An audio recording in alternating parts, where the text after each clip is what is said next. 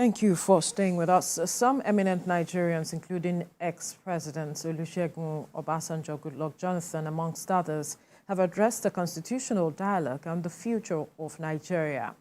One of the focal points for this dialogue was the need to amend the 1999 Constitution to reflect true federalism and address the problems in the country. Speaking at the event, former Commonwealth Secretary General Mr. Anyoku advocated that Nigeria jettisoned the 1999 Constitution for lack of legitimacy. They further concluded that Nigeria has two options in getting a true federal constitution by either adopting the recommendations of the 2014 National Confab or go for a relatively inexpensive, directly elected Constituent Assembly on a non-party basis. Well, joining us for this conversation is a lawyer, Stephen Obajaja Esquire. Good morning. Thank you for joining us. Thank you. It's a beautiful morning. Thank you for having me. Right. And also joining us is a legal practitioner who is also the founder coordinator, Mission Against Injustice in Nigeria, Ige Ashemudara. Thank you for joining us as well. Yes. Good morning. Thank you for. Now, let me begin with you, Mr. Ige. And there's been divergent reaction, especially from your learned colleagues, who some for and there are those who are against the amendment of the Constitution, saying that the document is flawed. That's for those who are against, and are saying that no matter the amount of amendments will bring us close to what we need and where we should be going. And the others are saying, let's just begin on a clean slate. Where do you stand? Yes, it's a source of concern for all of us. And whichever way you look at it, both sides may be right. But I would say that it is better that we start afresh. I listened to the learned scenario Dr. Lisa Bakoba, and one of his interventions when he was proposing what Professor Boyne proposed earlier, that you can have two ways of amending the Constitution. The first one is the piecemeal amendments that we've been doing. I think we have up to 5 or 7 amendments now. And then the second one is by detaching the Constitution from the Act, because the Constitution is scheduled on Act.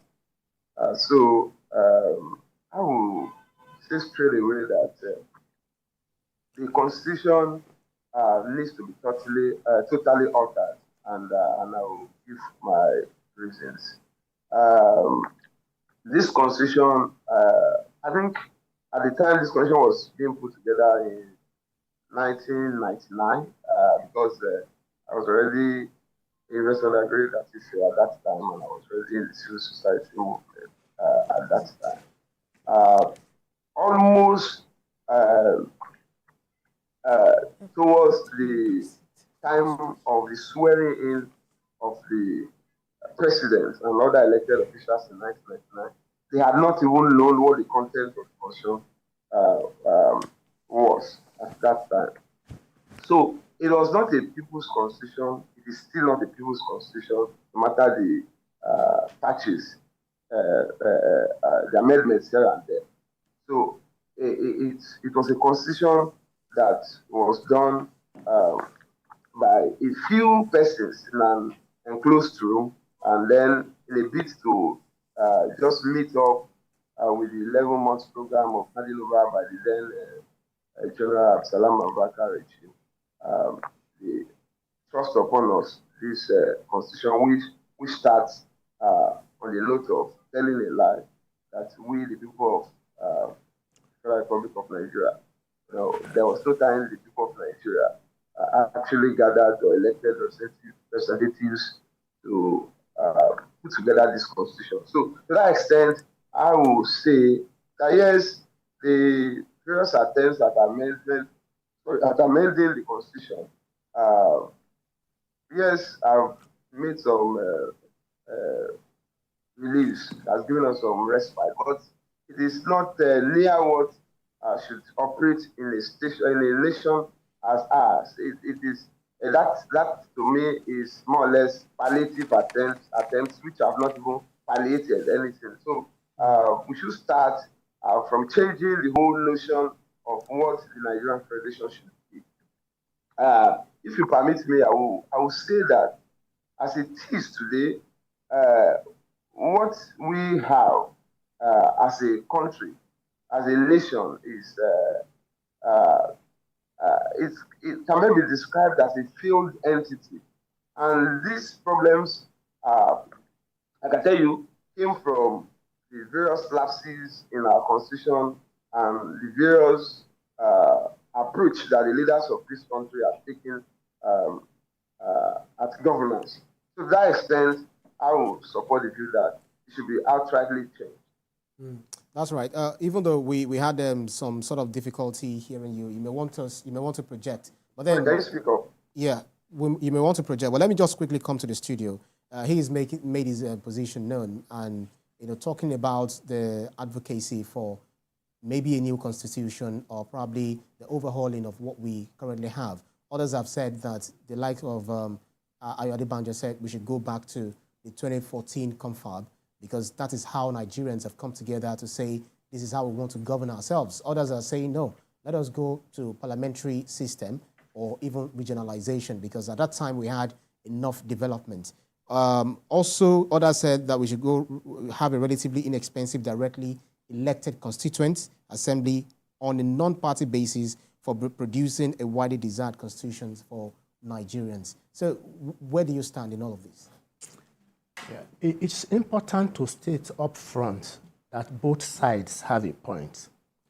Those who want a freshly and newly minted constitution have a point. Those who think that we can go as we have been going, make amendments here and there, also have a point. But I want you to realize that Nigeria seems to be a country of perpetual constitution making. We made one in 1913, adopted in 1914, the Amalgamation Constitution. In 1922, we made the Clifford Constitution. By 1946, we made another. That should be the... Littleton. No, that should be the Sir Richard's Constitution. Yeah. Then in 51, we made the Macpherson Constitution. And in 54, we made the Littleton Constitution, as you alluded to. Then, on the eve of independence, there were talks in London, and we made the Independent Constitution of 1960. And after that, when the clamor for minority rights and how to protect their interests became an issue, we again had the 1963 Constitution, incorporating the Midwestern states, the independent states, and now Edo and Delta states. And after that, what did we have?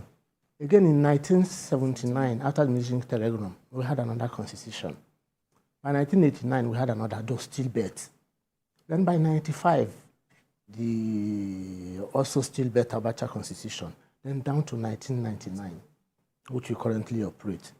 If constitutions alone, if constitution making made nations great, Nigeria would be one of the greatest nations on earth. It is not the number of constitutions you make. It is not how you make it that matters. It's the sincerity of purpose. Let's go back. Let's sit down together. We can only sit down and talk. What do we want out of our nation? What kind of nation do we want? Every constitution is a parchment work. There's no perfect constitution anywhere. The people we like to borrow from, especially the most popular, the United States, that constitution was adopted a few years after independence, 1787, that constitution. Now, in that time, it has been amended for about 20 to 29 times, if I am correct. That's the model we want to follow. They continue to amend their constitution. They have only made one constitution all their lives. Take the German constitution. The modern German constitution was 1949, if my memory serves me right. They have had a lot of amendments too, say 50 to 60. So I think the way to go, we have decided, we have seen that what we have is not working. Let's look at it. Let's see what we can amend. If we continue to amend, we might then make incremental gains. Because if you say you want a new constitution... How much gains have previous amendments brought us. Let me finish this line of thought. If you say you want a new constitution, with time, you will always have to amend that constitution. Because like I said, no constitution is ever perfect. Now, against, take the issue of power, for example. Ever since we decided that the generation of power, I mean electricity, can be devolved to states and even private individuals, since have started happening. Look at Abia State now. So a state government now can say, yes, I have this interest to provide electricity for my people. And you are able to do so without constitutional hamstrings anymore. So those incremental gains can come as we continue to amend and find a way forward in our national life. Right, so let me come to you, our guest on Zoom. The current constitution, well, you advocated that we should have a fresh one, but so they said because the current constitution centralizes the power of the federal government. You know, everything concentrates too much power in the hands of the federal government, then limiting the autonomy of states and local government. If my memory serves me right, I felt former President Muhammad Buhari, you know, advocated that there should be local government autonomy, and that time, some states' houses of assembly did not, you know, sign to this cause. Do you feel that if we are to have a new constitution, we will be able to scale this hurdle due to the little or no development at the grassroots?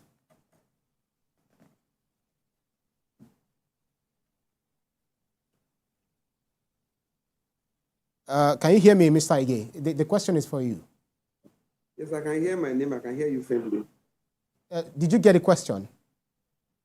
I didn't hear the question. Okay, let me take it again. I was asking about the current constitution because you had advocated that we change from, we have a new constitution, a brand new constitution. Sorry, come again. We're asking about what? I'm saying that the current constitution, which centralizes the power with the federal government. Did you get that? Yeah, you said the current constitution seems to centralize power in the federal government. Yes, and then during the former President Muhammad Buhari's administration, there was this, you know, move to grant local government autonomy. So, and then that was kicked against by some, you know, speakers or some lawmakers at some state house of assembly.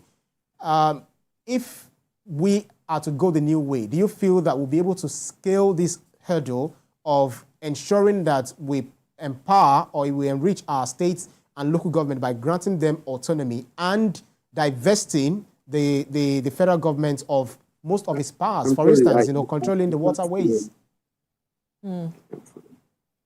He's saying he cannot hear you, so maybe you bring the conversation to... You're having difficulty. So yeah. Just hang on, we'll fix that. Let me just throw the question to you. Okay. Carry on. I asked twice now.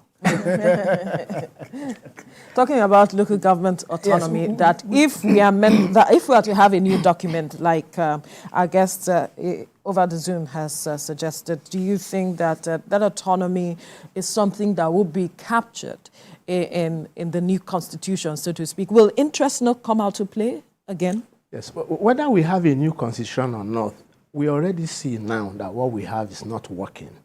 And now there are already entrenched interests. Those who are already entrenched do not want their privileges to be taken away. But the real way, the only way to go really is to devolve more powers to the constituent states and to the local government areas. The local councils, especially, are closest to the people.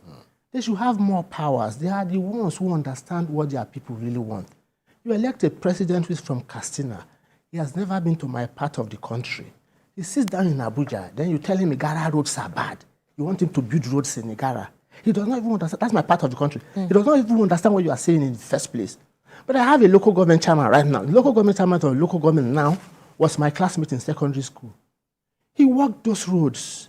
We went to the same farms. We went to the same schools. So he understands exactly what my people need. Absolutely. But he does not have the power to do so many things that he will want to do for my people. So it is good that we devolve powers to the states and more to the local governments. And when local governments have more power, more money, they are even easier to monitor. For example, we had the president, Muhammad Buhari. I do not know him. how am I ever going to reach him? But I know my local government chairman. It is possible that we even grew up around the same area. So you can ask questions. So it's correct. It is right. Whether we have a new constitution or we continue to make amendments to what we already have and get incremental gains, it is good and it is the right thing to do. Devolve powers, more powers to the local government areas. And besides, if you ask me, I think the federal government has no business with most of what it does. The federal government should concern itself with national security, foreign affairs, and a few other issues. That which we cannot do for ourselves individually is what we should give to the federal government to do for us. Building roads, building drainages, the federal government should have nothing to do with that, apart from designated superhighways or whatever. So you are very right. More powers to the local So let's look at this matter of interest. Be it new constitution or be it the old, we are still saying that matters of interest will always spring up their heads as it is. We once had a confab, 2014 for instance, where people came together to speak about how they want to move the nation forward. But up till this moment, not much of that is seen reflected, in the Constitution and even its implementation, so to speak. In fact, there are those who will tell you that everything we are seeking for in whether a new constitution is in this document. Is just that implementation and interest is standing in the way. How do we deal with the matters of interest? Matters of interest, those are the exact issues that have held our nation down. And I mentioned before, we have had a lot of constituent assemblies to make constitutions. We have had many constitutions promulgated, and we are still seeking to do more in the future. Look at it, entrenched interest.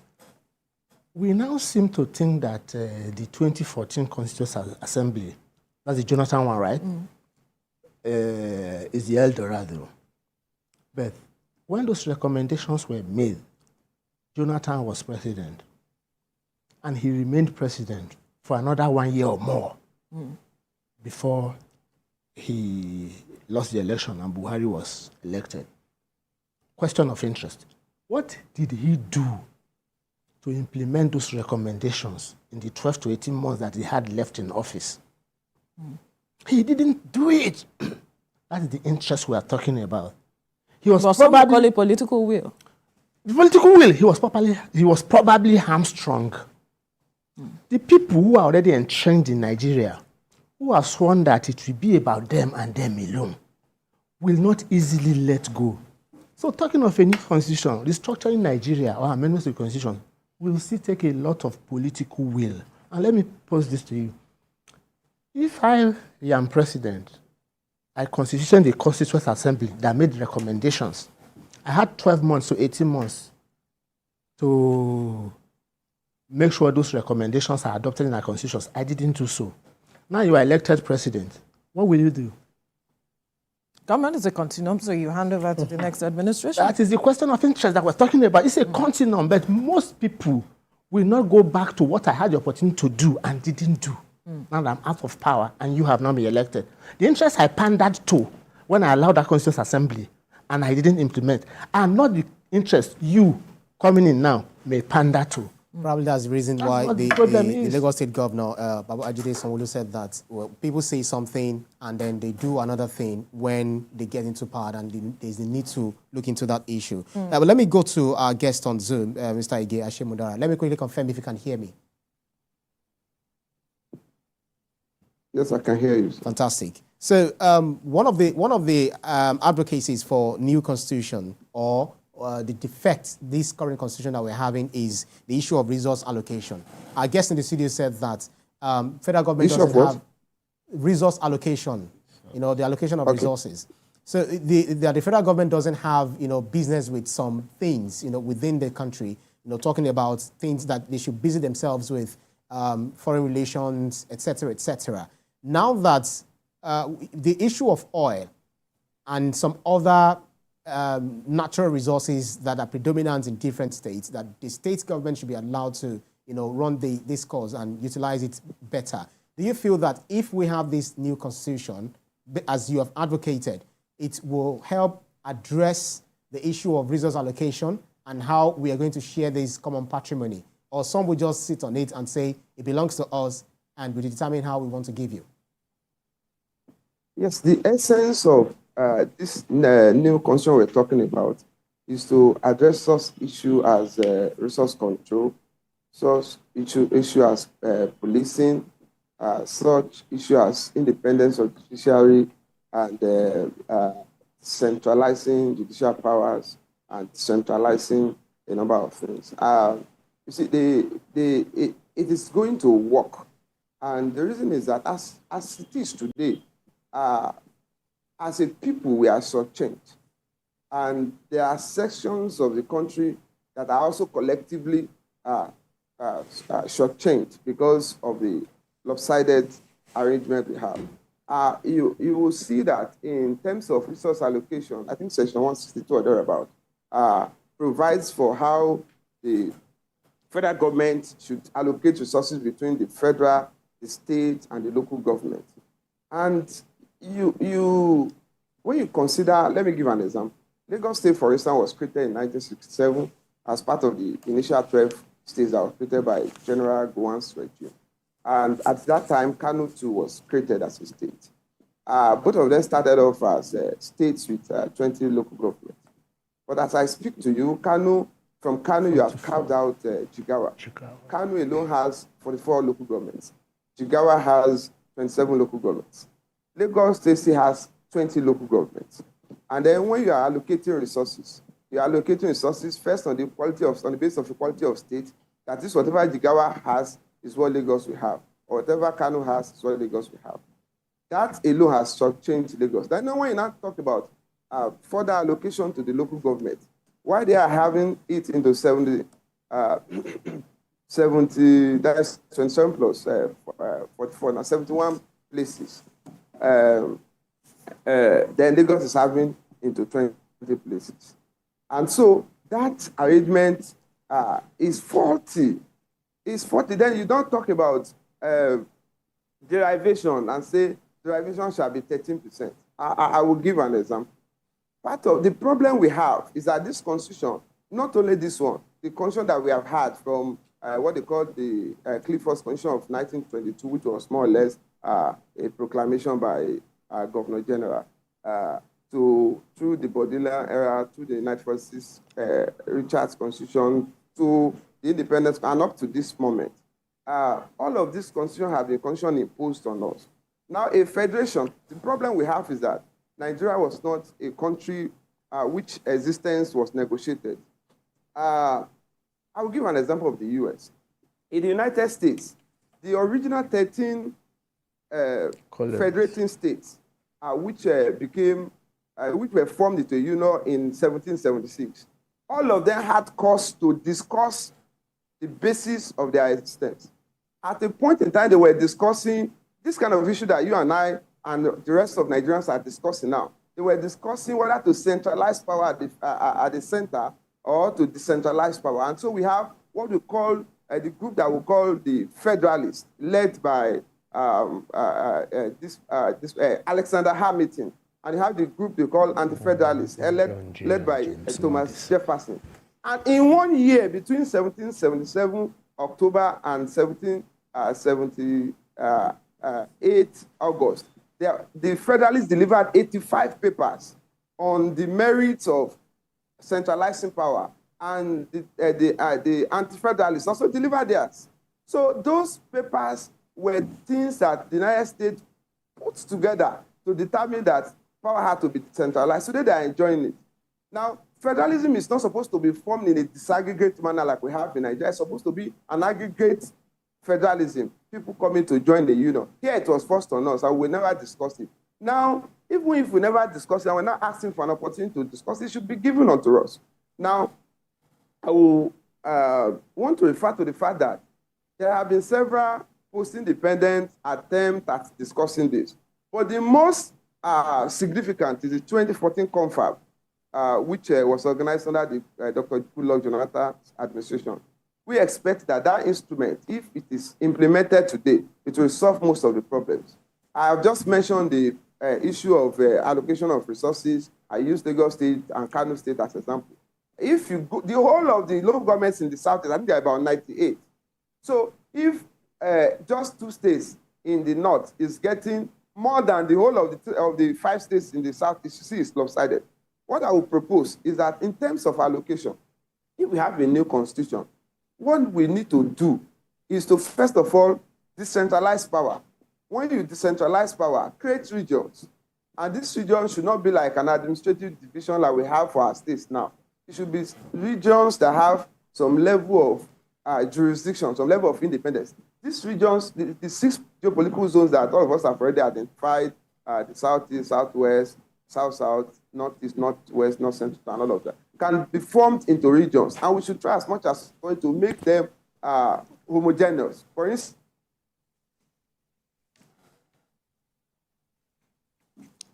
All right, let's bring the conversation back to the studio as we wait for Mr. Ashemudara's network to be stable.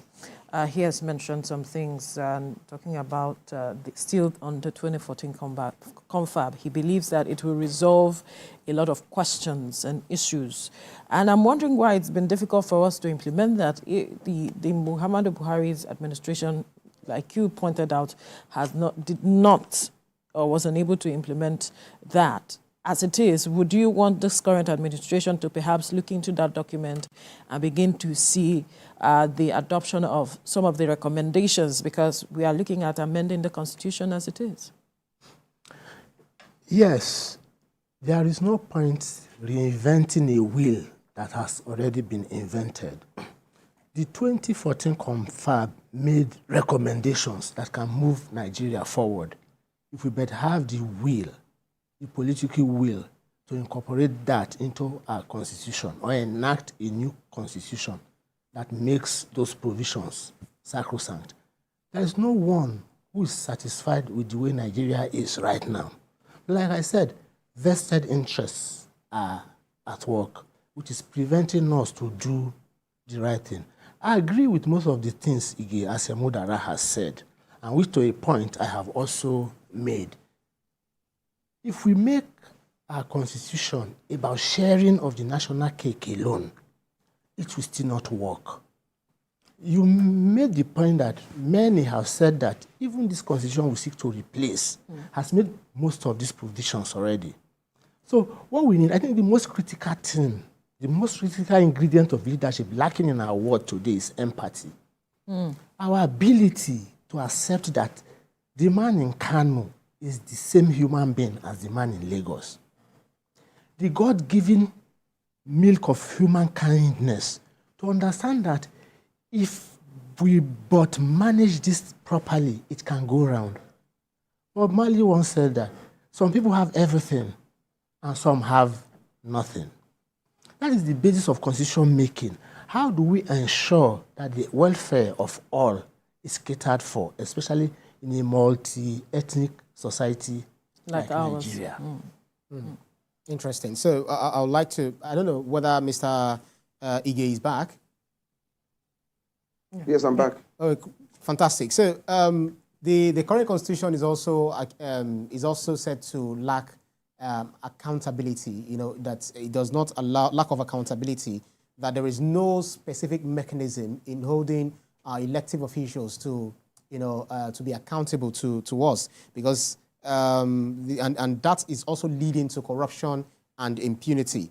Do you feel that if we have a new constitution, this will help us to address the issue of lack of accountability, which has now gotten to the issue of not trusting whoever is in power? For instance, we have in South Africa Jacob Zuma, who is in prison, and also we know of in 2016 Mohamed Morsi of Egypt was also sentenced to prison. Do you feel we'll be able to have this? I think we lost connectivity with Mr. Ige. Right. I'm not sure whether you got the question. The matters of accountability, if the Constitution has that, right? Yeah, that's right. So whether it will help us to, whether we can revamp this current one that we have in order to have it. But even some people said we have the laws. Implementation is what we don't It's a have. problem. Yes, we always say so, and to an extent it is true. Nigeria is a country that has enough laws everywhere.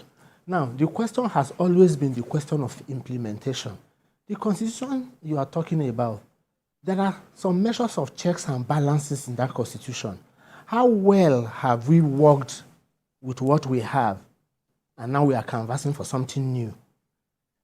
The powers devolved to the constituents and the executive, they are well structured and mentioned in the constitution.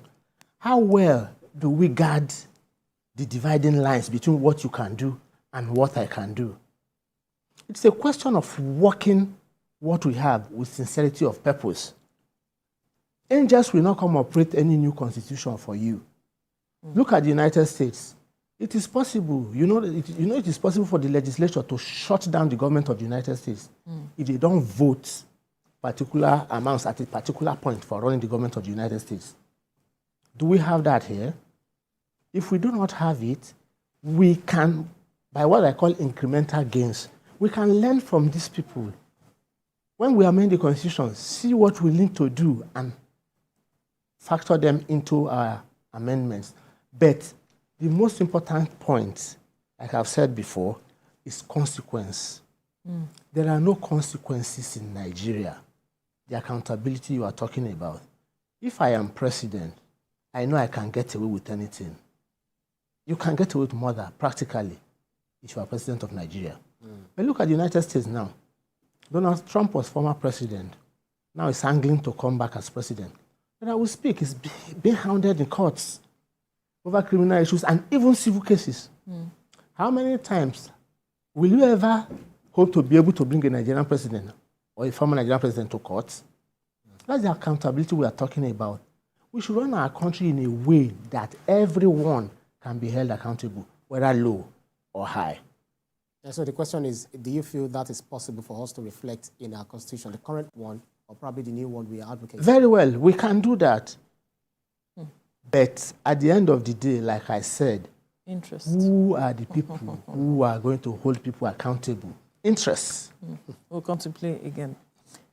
Okay, so another matter that they are looking to amend in this constitution is the matter of women inclusion, especially participation. And we have always mouthed 35% affirmative action, but at the end of the day, we do not even get up to 10%. We do not see that playing out at the end of the day.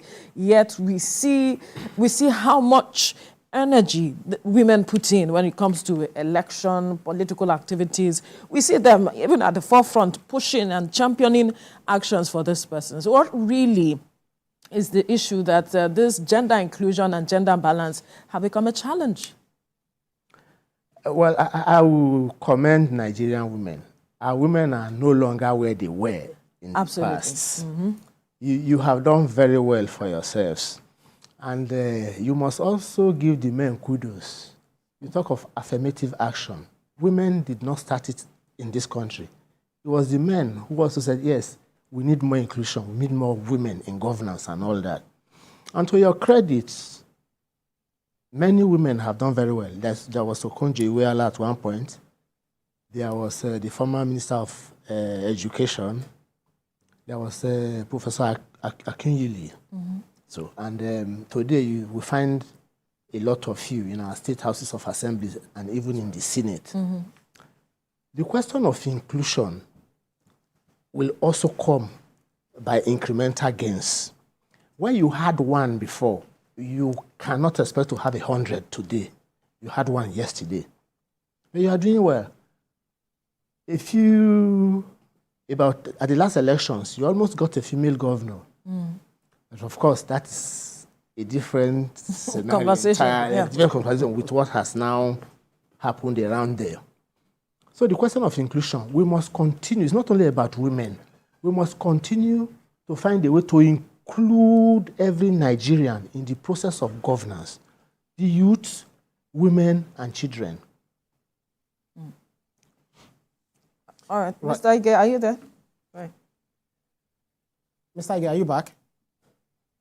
Yes, yes. Okay, good. So another issue is the ethnic and religious imbalance, because critics argue that the Constitution doesn't adequately address the diverse ethnic and religious makeup of Nigeria, and so therefore others are having the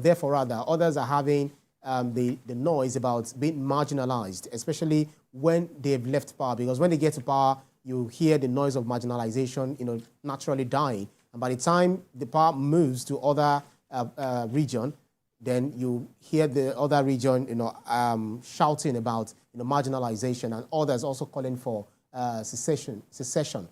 Do you feel that the current constitution, if amended, probably there's a way we can amend it to reflect the national landscape of Nigeria, or better still, it is the new one that can give us this? Okay, yes, I've said that we should have a new one. But if we are amending this, there are critical things that we need to amend. That issue of resource control is key. The issue of decentralizing power, having regions and having sub-states, and then having local government at the base is also key. And the structure of it to be that the region we now have more or less their various governors. Why the same people elected to the House of Reps, we also run the Parliament of the region and also run the Parliament of the National Assembly. And the Senate should also be on part-time basis. Now, having said that, if we have been able to discuss the issue of religion and ethnicity thoroughly, we might not be having this problem. I was making reference to the US. You will notice that there's a state called New Mexico in the United States, and there's Mexico as a country. You wonder why, and that's Mexico borders US. You wonder why those two, that Mexico as a country is not part of the United States. It was because when they wanted to, the people of the United States said those people in Mexico were more Catholic, and the majority of Americans were Protestants, and they didn't want alteration in the direction of their politics and policies. So that is the benefit of discussing. If we had discussed some of these things initially, we would have had the benefit of correctly ironing them out. That having been said, if we have devolution of power, we have resource control, we have judiciary working independently, and decentralized too, a number of these issues should be taken out. Because by the time you take your complaints have been taken to your region, the resources that you are crying for are already within your region. Even within the region, the state and the region will share the resources together with the local government. And a lump sum of that resources should go to the area where the resources is coming from. The derivation should be from. It should not be like we just allot 13% on paper to people, and when that 10% even get to the state, right, it's not even going to the hello. It's not even going to the area where it is derived from. So yes, I agree with. I could pick one or two things from my friend that is in the studio when he was speaking. I agree with him that we have problems of leadership and institutional problem. The constitutional amendment may not solve all the problems of Nigeria. In fact, it will not solve it. Okay. It will not solve it. But it will take us away from some problems we shouldn't be seeing. Then we have to deal with the issue Mr. of Shamudara. Yes. Right. Our time is up, unfortunately.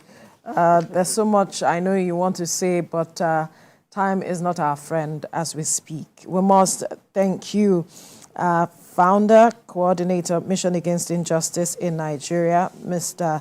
Ige Ashemudara, for your time. We must also thank you, legal practitioner, former secretary, Nigeria Bar Association, Lagos Branch, public affairs and policy analyst, Stephen Obajaja Esquire, for your time as well. Thank you, gentlemen. I am honored to be with you again. Right. Thank you. Well, this is where we draw the curtains on the program for today. Let's let you know that the views and reaction of all our resource persons are theirs and have no connection with TVC News. Up next is Your View with the ladies, and afterwards this morning with Yori Folari. Stay safe. Bye for now.